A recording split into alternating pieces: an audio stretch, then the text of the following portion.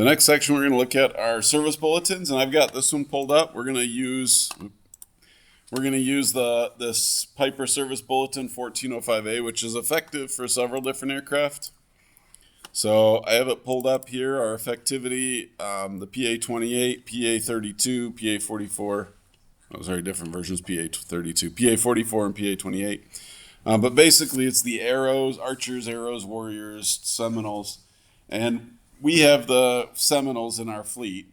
And so we're going to use one of our fleet aircraft as an example, N148 Tango Tango.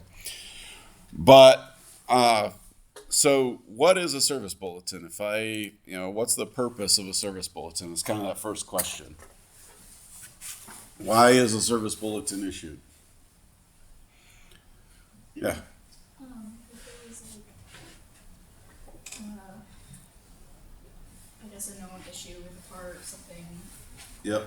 Anything like that, just like a callback that it's issued, and then owners have, like, they're required by whatever date or expectations to fix that. So service bulletins are, the manufacturer puts them out, yes, if they notice that there's a change or a problem in something. Mm-hmm.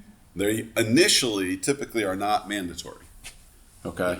Now, this one you can see Piper considers compliance mandatory. Does anyone have any idea why a service bulletin becomes mandatory, or when a service bulletin becomes mandatory? An AV. So what's that?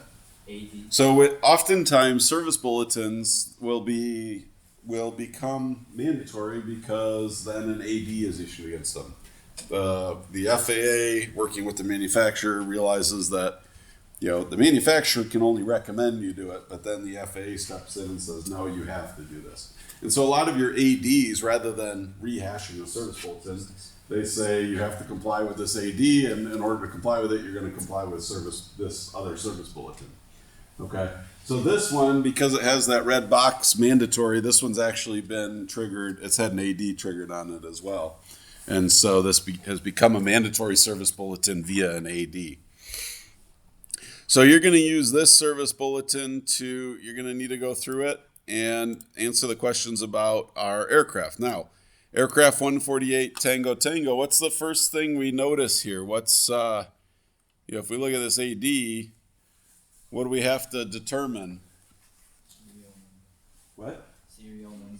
So serial number. So you have a tail number. Now this is an actual aircraft. We operate it here at Western. How can we find a serial number? What's a couple ways? Look it up on the FAA. So yeah, probably the easiest way for you is to go to FAA.gov, type that tail number into the tail number search, and it'll list it. The other way, if we have the airplane, say you're in a maintenance shop and you want to look it up, what's the other way we can find it? Airframe placard. The airframe placard, right back on the tail. So if I do an N number search, 148 Tango Tango, this comes up, and first thing right there is the serial number of the aircraft. So 449 6428. If we look on our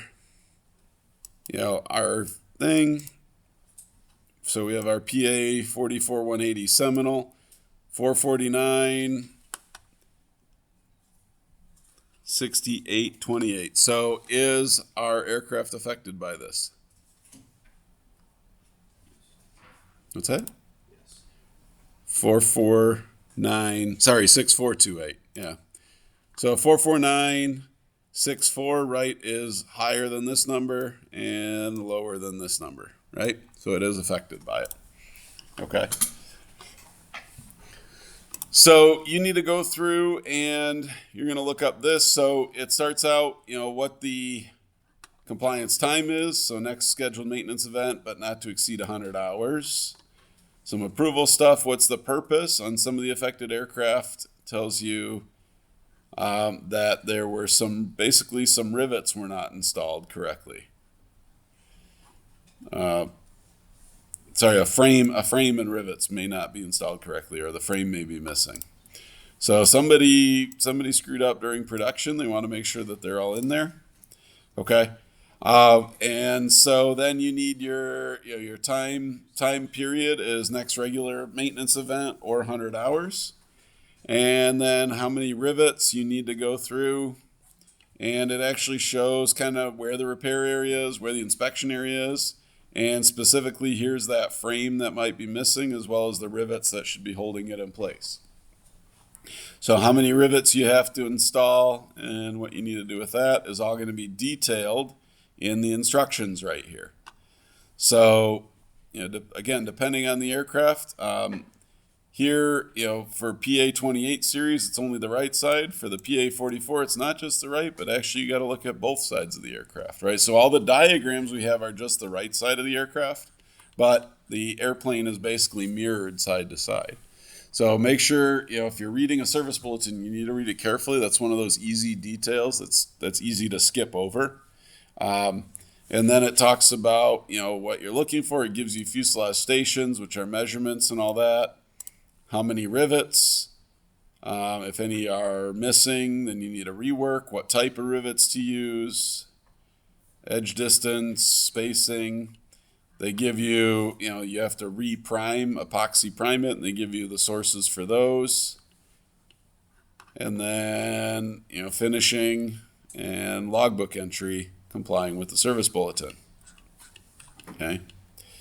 Now, part of this is they want you to notify too. Piper's trying to track this, so they want you to notify Piper that you did or didn't or what you found as well. Because notify of any address ownership changes, correction changes should be directed there.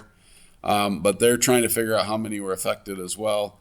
And so a lot of them are going to require that you notify the manufacturer if you've done this so that they can kind of keep track of that too.